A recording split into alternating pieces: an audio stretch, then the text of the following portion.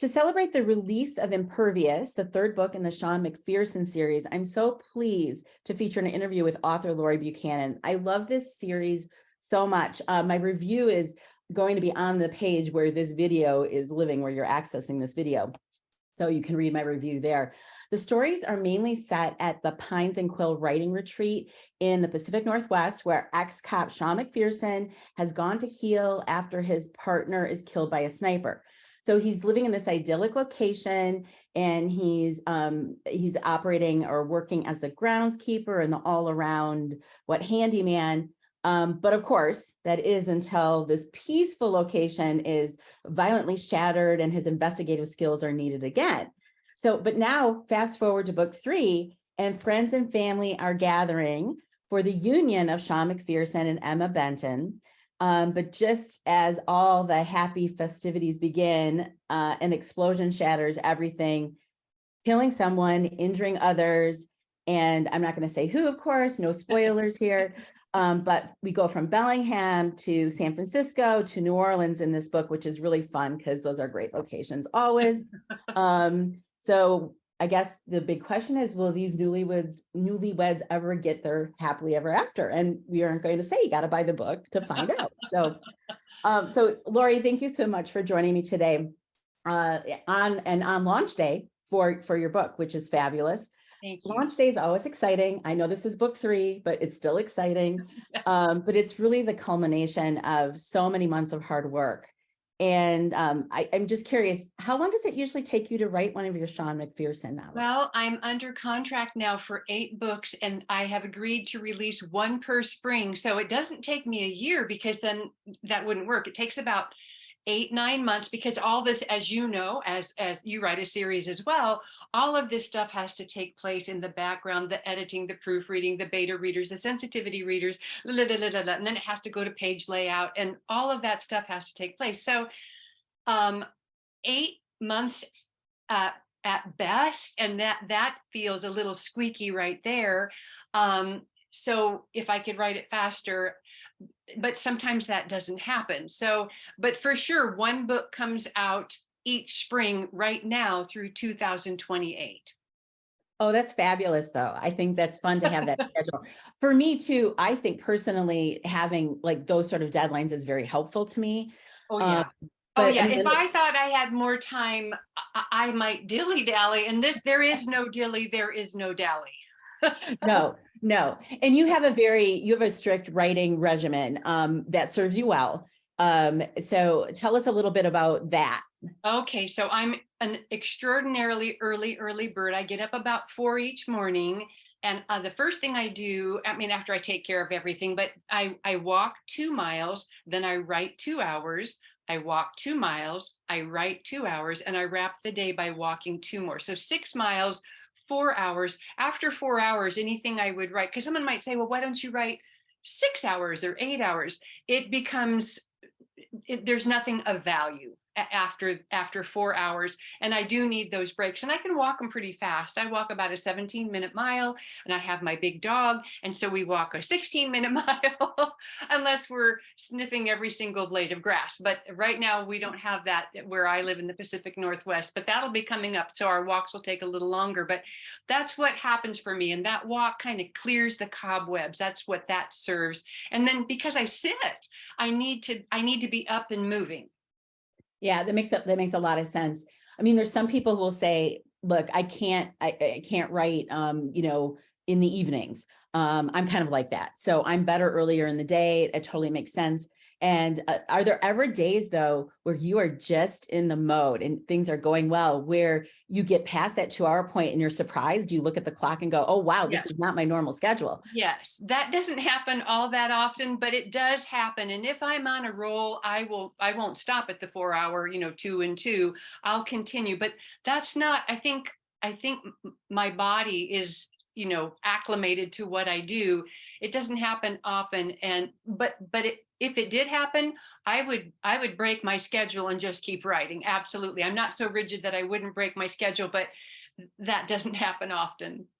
Do you keep the same schedule when you're editing too? Like when you're in editing mode and going back through copy edits or things that you're getting back So from what readers? happens with me for that? So first of all, I have had the same writing coach, Christine DeSmet. You know her as well. She's been my writing coach and mentor for over 10 years. So what happens is, so today is a Monday. This is a really important day for me. Whatever I wrote last week went to her at the butt crack of dawn this morning. I've already got it back. And she has said, this is right, this is wrong, this is, you know, this character feels flat, this character, da, da, da. So actually, this was a revision week for me. So I sent her the revision. She said, you got it. You knocked it out of the park. So it's not going to be edited again until it goes to the copy editor, which is Candace Johnson, and she's over in Portland, Oregon. Then it'll go to a sensitivity reader, which is Andrea Kerr, because I use disabled people in my books, as you know, and I want to make sure that everything is accurate. I base many of them on real life people that I really know or am related to. So I have a really good working knowledge, but things change all the time. So once I sent it to Christine, I've already done my stabbing and cutting, and then she suggests stabbing and cutting. She sees it one more time. And in this case, this was I won't tell you which one, because I know we have a question coming up. But this was a revision. So this particular chapter took 2 weeks, and that sometimes happens. That's why that 8-month mark is kind of and these are like 85,000 word books, and 340 pages. And so that's how that goes. I don't, once it's in the hopper, it's in the hopper, and then other eyes see it, and I'll make those, unless I don't agree with it, and I'll say, well, but wait, and someone will say, no, don't you dare let this go through. No, you have to stick to your guns sometimes on something. I mean, you might get an edit back, right? Where you're like, right. no, there's a real reason why I did it this way. And Yes. yeah. So, I mean, you're right. You have to kind of come into your own as a writer, and certainly you have to say, Right. to be able to stick to your guns. It's rare that I don't bow to Christine's professionalism and her knowledge and her. I mean, it's I don't know, in 10 or plus years, maybe twice, maybe. I mean, she knows what she's. And this morning, because I just had an event and I ran out of bookmarks, I created a new bookmark, and I thought, instead of having to revamp it every time a new book comes out, why don't I create one that will be evergreen? And so I looked at it, my sister looked at it, and I said, Christine, would you mind, it's out of scope, but would you mind looking at the front and back? And she said, Laurie, because I had broken my name up, Laurie Buchanan, because of, bookmarks only this wide. Right. She said, I don't care if you have to make the font smaller. Laurie Buchanan needs to be on one line. Pacific Northwest needs to be on one line, not Pacific Northwest, Laurie Buchanan. She said, it loses its fizzle. So she's really, I need that extra pair of eyes, because sometimes you're so close to the bark on the tree that you don't even know what type of tree it is. No, that's very true. And she's very astute. And she was the very, very first person I ever showed any of my book length work to. And I love her. Can you remember back to that day where you the first time you're showing pages to someone? Oh, and yeah. She was spot on, professional, and just really helped me focus. Where I told her she can never retire or die. If she dies, I will resurrect that woman. I'll dig her out. She can. I love her. I love her. Well, and we need partners like that, trusted partners, right? Yes. So yes. you have one also with your publisher. So She Writes Press is your publisher. And I know that you have a really great relationship there. Tell us about She Writes Press. Not everybody. Let me tell you, She Writes Press. They publish my nonfiction. Spark Press, which is a sister imprint, publishes my fiction, and they're both under the umbrella of, I always have to look at this, Spark Point Studio. So here's Spark Point Studio, and there's about 6 entities under there. So for me, She Writes Press fiction, my first 2 books, and then now my contract for these 8 is with Spark Press, and they are wonderful because for somebody with my kind of mentality, consistency, that's really important to me. I've had the same publisher, even between two imprints. Brooke Warner is my publisher, and then Lauren Wise is my project editor. So they know me very well. They know what I can take and what I can't take. They know how far they can push and where they better, hold back a little bit, where they might need to baby me. And it's women it's a women run company, and it's a wonderful vision. It's growing. It's won so many awards. And then all of us who write under this umbrella, so like this book, this next one comes out in spring of 2023. So we have a spring 2023 cohort. There's about 20 of us who we get together and say, I'll read your book, you read my book. Let's exchange reviews if we can. What are you doing for your launch? How can I help you? How can I help you? We do that for each other, just like the Blackbird writers. How can I help? You've got a book coming out. I've got a book coming out. What can we do to help each other? Because this is a stinking hard industry. It's a really tough industry. By the time a book gets into a reader's hands, I don't think that the vast majority of them understand the blood, the sweat, and the tears that has happened to get to that point. So behind the scenes, it's really nice when writers step up to the plate for other writers. And I've got that with Blackbird writers. I've got that with She Writes Press, Spark Press, and it's lovely. Well, and it's a necessity, because you're right. I think so when we begin, we have this idea, oh, I want to write a book, or, I've got a nonfiction idea. There's a gap. There's something I should write about that I have knowledge on, or I've got this idea for fiction. And that's all fine and good. And, you might jump in, you might, work on honing your craft, but the business side of getting a book into the hands of readers is complicated and lengthy. And sometimes, impossibly long, depending upon what route you're taking. So I just think it's an interesting thing as people educate themselves on the process. Sometimes the easiest part is getting the book written. Oh, absolutely. I recently had to write the summary for the back, the back page, the back cover copy. It's way easier to write 85,000 words than it is 200 words you only have 200 words in a cover that may catch somebody's attention. That is so hard. And what, by the time it gets into a reader's hands, it looks like, oh, that was easy and that sounds good. But it's hard. That's all you have. You have 200 words to say what the entire thing is about without giving anything away, but enough to hook, line, and sinker, hopefully, along with that cover. That's it. That's what you have. And I think, so what I have found, because I will edit people's cover copy for them, but I find that it's easier to hand that to have the author writes it, starts with it.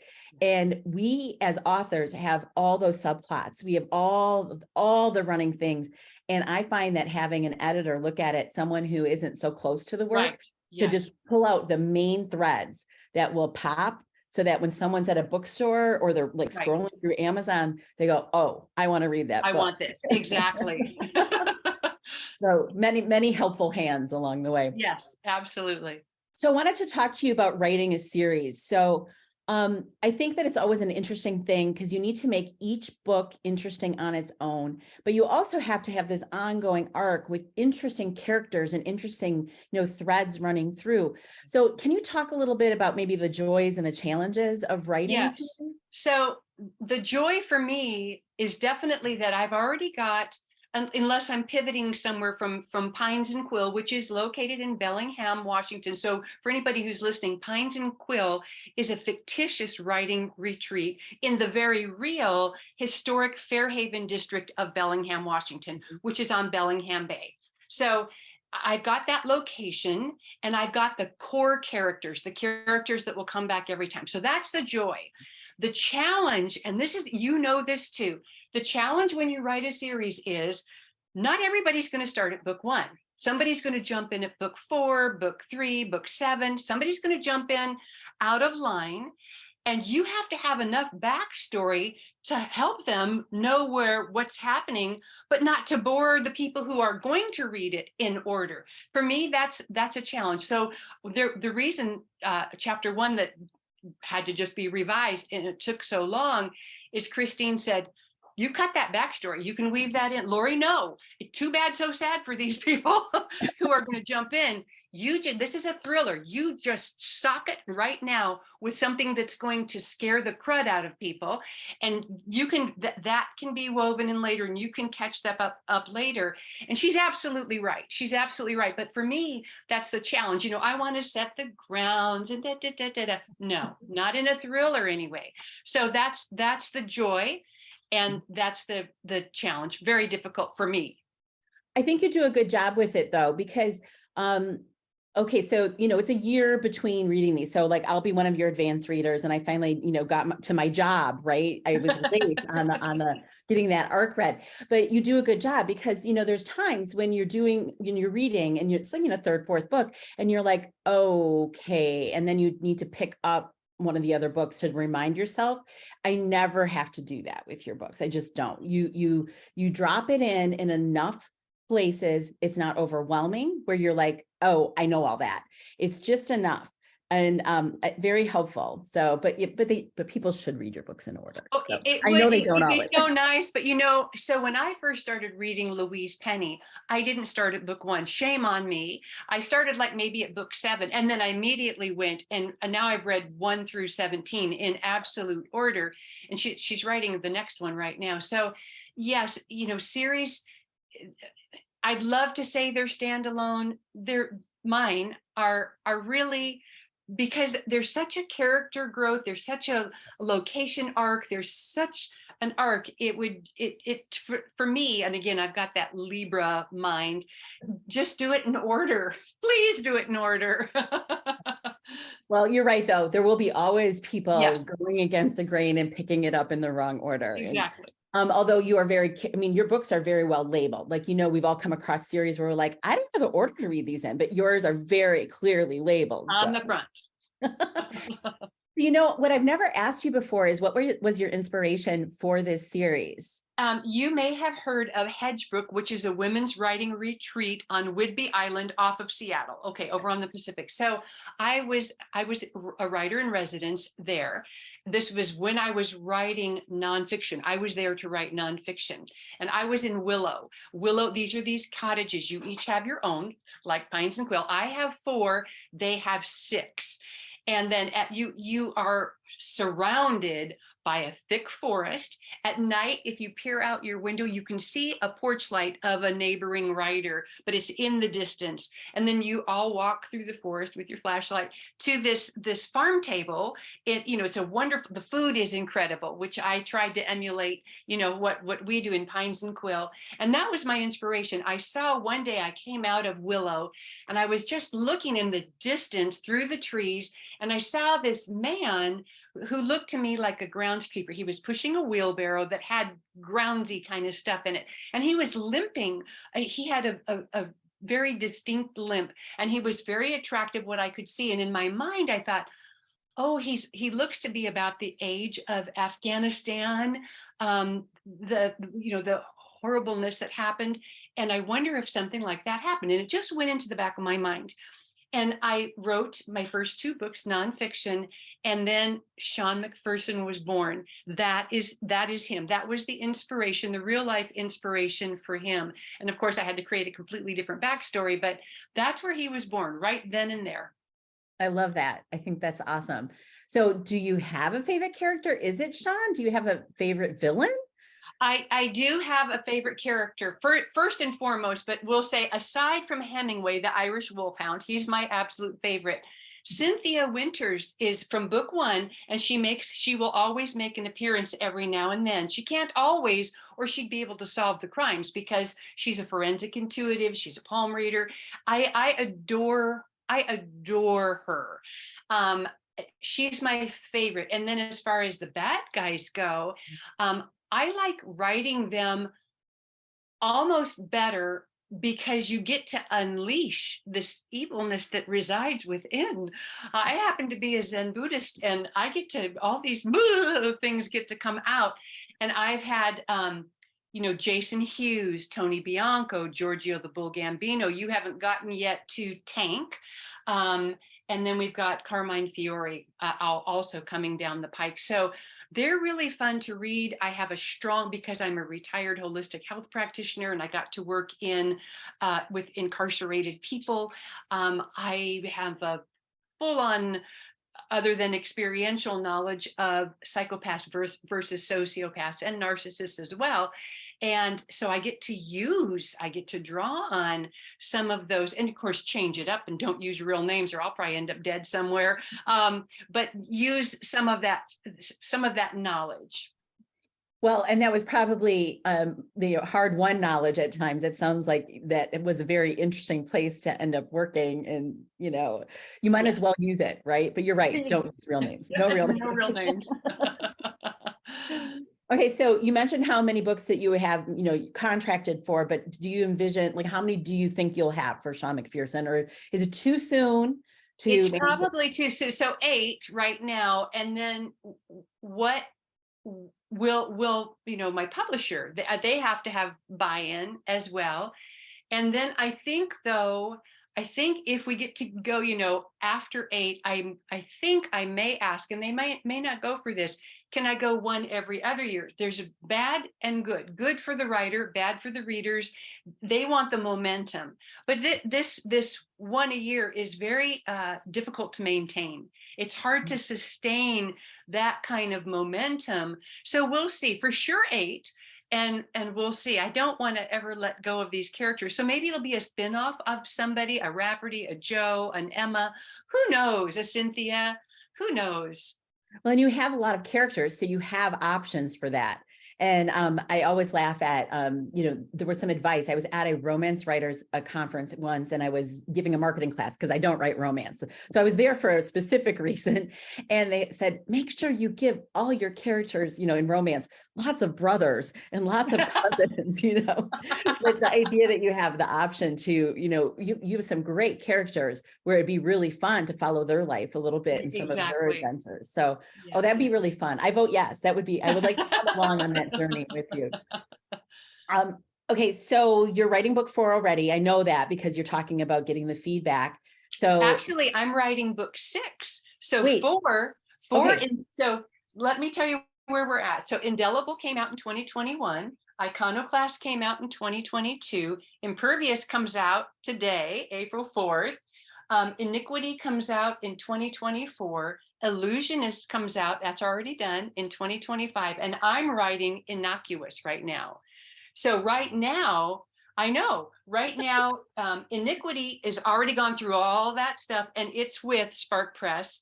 Illusionist right now is with Andrea Kerr, the sensitivity reader, and I'm writing Innocuous. I just started. So chapter 1, literally. So I had to write the prologue to stick in the back of, because I put the prologue in the back. Okay. So that had to happen. And then I wrote chapter 1, and Christine said, too much background, Laurie, blah, blah, blah. And then, so that got approved today to, stick in. And then once we're done today, I'll hit the ground running with chapter 2. That's so awesome. So think that's really important though, for people who are entering into the publishing world, to understand that when you're working with production schedules, that would be impossible for you to be writing book 4 now. That has to be going through the process. And so the fact that you're on 6 is just scary. I think that, yeah. And I think that people need to get their head around that if they're and you can be let go. A publisher can let you, if you don't hit a deadline, it's in your contract, you can be dropped. And your little toes are right over that fire. And it is quite breathtaking. Well, and I think I appreciate deadlines. I had said that before. So, and I like that schedule, but where you're keeping up with it, but it doesn't leave a lot of space for other things to happen. So, if, we all have families, we all have things that come up, we all have, times where, writing just isn't coming well to us, and we need to maybe take a little break and come back to it. But so you have a rigid schedule that doesn't give you as much breathing room as you. You're doing it though. You're doing a good job. You're making it. So you mentioned your nonfiction books. I'm thinking I know the answer to this, but do you prefer writing the fiction or the nonfiction, or is it just different? It is different. I like writing nonfiction. I love writing fiction. With nonfiction, think of Joe Friday and Dragnet, the facts, ma'am, just the facts. It's clinical.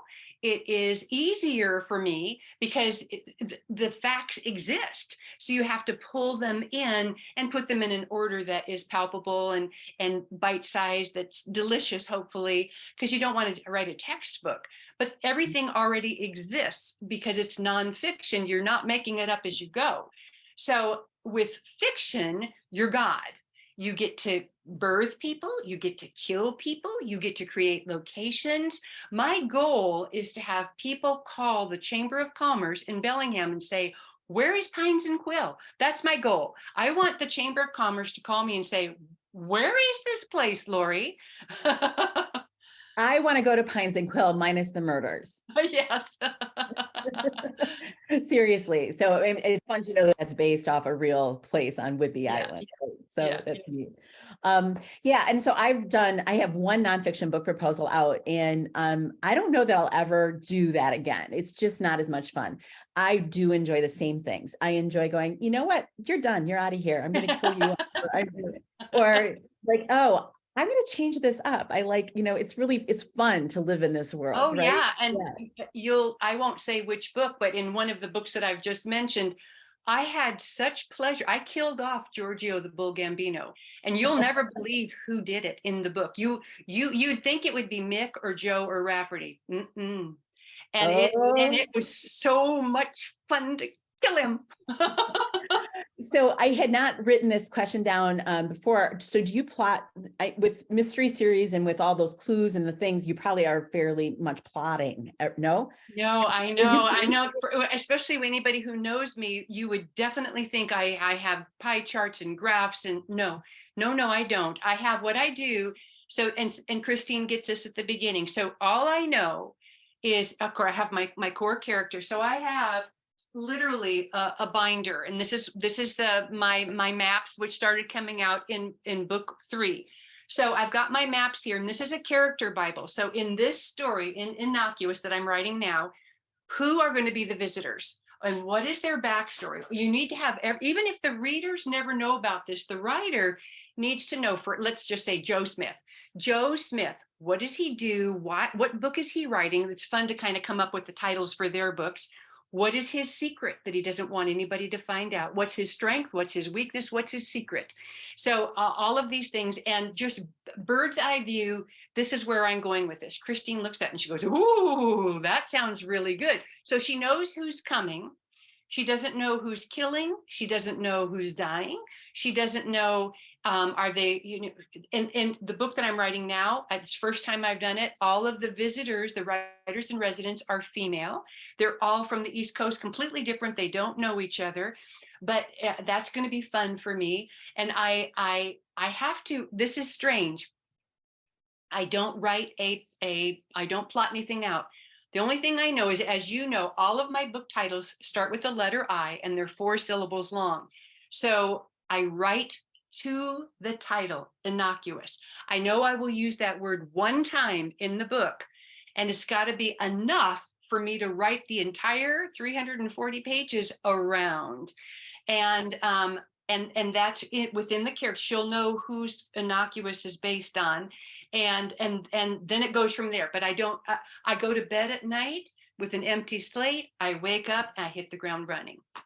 I love that. And that's how I prefer to write, to mainly character based, where you know what everyone's about. And then you let the situation build to, yes. There's those aha moments of writing that are so wonderful and magical. I know that happens with people who plot too. So, right. But I just, I prefer that kind of writing. And for me, and this is just me, and I'm very regimented usually, but with something like that, for me, it would feel like my inspiration and creativity would be in a jail. For me, having this graph or chart or some other app that people might use, it would feel like I couldn't go like that. And especially with the thriller, I need to be able to go, I don't want to be bound. I don't. So that's just me though. Some people thrive on that, and fantastic for them. Exactly. Yeah. And then we can all get to a satisfying book different ways, right? Exactly. I always like to asking when I teach writing, I talk about character development, and I always say you should know what your characters are doing when they're not on the page. And like, the first time that was taught to me, and I cannot remember who said that or where I read that, but I thought, ooh, that's so good. That So is so good, because somewhere you're going to need to pluck that out. If this one's over here scheming with a little bit of poison into it, a little bit of this and a little bit of that, you need to know that, because then they're going to come out from behind the curtain. Yes, yes, yes. well, and I love your binder, and it makes a lot of sense because I think your character development is so good, and there's always these interesting tidbits. So it makes a lot of sense to me that you start that way. And I just love binders anyway, just like for organization. So and with your map and all of that. So I just appreciate that process very much. Okay, so then I always ask nosy questions too of people. Like I'm always curious because writers have always had crazy interesting jobs. So give me a quick list of all the jobs you've ever had. So before we moved to Boise, we lived in the North Chicago area, Crystal Lake, and I had a private practice, Whole Essence, a combination of holistic essence. My PhD is in holistic health with an emphasis in energy medicine. And I did that and did that and did that, sold the business, moved here. Before that, I worked forever and ever and ever in the corporate world at Hewitt Associates. Most people think I'm saying Hewlett like Hewlett Packard. I'm not. I'm saying Hewitt Associates in Lincolnshire, Illinois. And I was there forever and ever and ever. And my client was Sony. I traveled all around the world and I loved that. I love that. But the most interesting job I've ever had, other than being a murderer now, is I ran away from home when I was 15. I lived down in the San Diego area. It's a little town called Escondido. And I ran to Washington State, which is where all of this takes place. And I lied about my age. Of course, if you tell somebody you're that old, you're going to be picked up and taken home. And I worked as what they call a pooner, and I'll explain that in a minute, at a sawmill on the Columbia River. And so you're given something that looks somewhat like a harpoon, and these big, huge rafts of logs come in from the river into this murky pond. And I'm up on this like a dock, and I am pooning them up onto this thing that's going like this. And then it takes them to the head sawyer, who buzzes off the bark, and he makes 2x4s or 6x8s or whatever. And that was I was the only female. It was a big union, all men. I was the only female, and they took care of me. There was nothing ever untoward at all. They looked at me as a little girl, and they were these big, gruff, Paul Bunyan kind of stubbly faced guys. And they took care of me. And that was my most interesting job. That's a crazy interesting job. I mean, wow. You should you need a character who does that sometime. I don't even know how that would work, but at I least don't know if anybody can get away with it today. I'm 65, so this was a long time ago. Yeah. Today you can't lie about your whatever, because they can get on the internet and find. But I lied. I said I was 18. I just lied right through my teeth, and they bought a hook, line, and sinker. There was that author way back then making things up. I'm thinking, oh, the OSHA problems. Oh, yes. Okay, so is there anything else that you want readers to know about the book coming out or your series? Before I move on, I'm going to move on to what I call my Super Six list. So. Just that I'm found. You can find me at Laurie, Laurie, Buchanan.com. And from there, you can find me on social media. You can find out all the good stuff on LaurieBuchanan.com. If you're interested, you can subscribe to my newsletter. I'd love you to do that. But that's where you'll find the tasty bits. And I'll make sure that link is on the blog page where this video will live, where the interview will live. So people can just click right through. Okay, so Super Six list. Favorite pizza topping? Fresh jalapenos, not pickled, not canned, fresh sliced jalapenos. Ooh, okay. Book that you're reading right now. I just finished Black Coral by Andrew Mayne, Mayne. He writes the Underwater Investigative Unit series. Wonderful. Ooh, okay, good. Ooh, I got to put that on my list. Coffee, tea, or both? Tea for sure. Coffee if we go out to breakfast, which isn't very often. Tea at home. Gotcha. What was your favorite activity as a child? we were like crazy. Again, because of my age, when I was a kid, we could go anywhere and everywhere, and we did. We there were no boundaries. We just played. We just went and played. And then every now and then we'd hear, Laurie, Julie, time for dinner. We'd have to come in. And if we had to be within, mom shouting, which was, we could go about 5 miles for my mother shout, but we played and played and played and played outside. I feel sorry for today's kids. They play like this. We were outside playing, we were climbing trees, playing marbles, playing jacks, playing war. You're this country, we're this country, playing war. We just played outside. No, and I grew up that way too, out in the country, and we built forts. And I agree. It kind of hurts your heart when you think about all the freedoms that we had that kids just don't get. Okay, so most interesting place you've lived?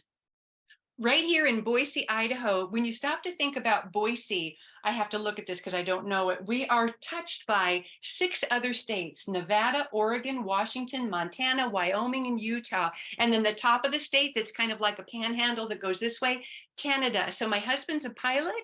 We're in the southwest corner. We get and go, and we pivot from here. And it's drop dead gorgeous. The mountains are amazing. Where we live, we do get snow, we do get 4 seasons, but not like Chicago snow. There's nothing like Chicago snow. We get snow. They get snow. I know I don't live that far from there, so yes, I agree with you. And your pictures. So for anybody listening to this, definitely follow Laurie on social media, because the pictures that you post from your walks and things, I like to live through other people's social media pictures, and I just enjoy the landscape and the things that you share. So I can attest to that you definitely don't get the kind of cruddy Midwest snow. It's very beautiful there. So, and then what's your favorite place that you've ever vacationed? So that's easy. My husband, son, and I walked across Scotland. We walked from the North Sea to the Atlantic Ocean along the Caledonian Canal, 211 miles. At the midway point, we climbed Ben Nevis and lived to tell about it. That's it by far. Absolute. I would do it again. And I could at this age, even at this age, because I'm a retired holistic health practitioner. I take care of myself. I could, and I will still be able to do that unless I get hit by a bus or one of these characters kills me.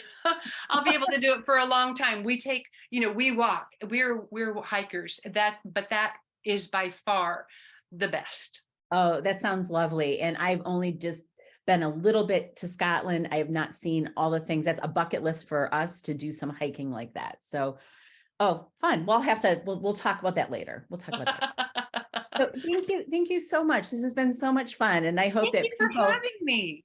People pick up your new book, Impervious, out today. But if you haven't read her other books, you're going to want, I recommend going back, starting with book 1, and then, working your way up to Impervious. So thank you so much. Thank you. Take care.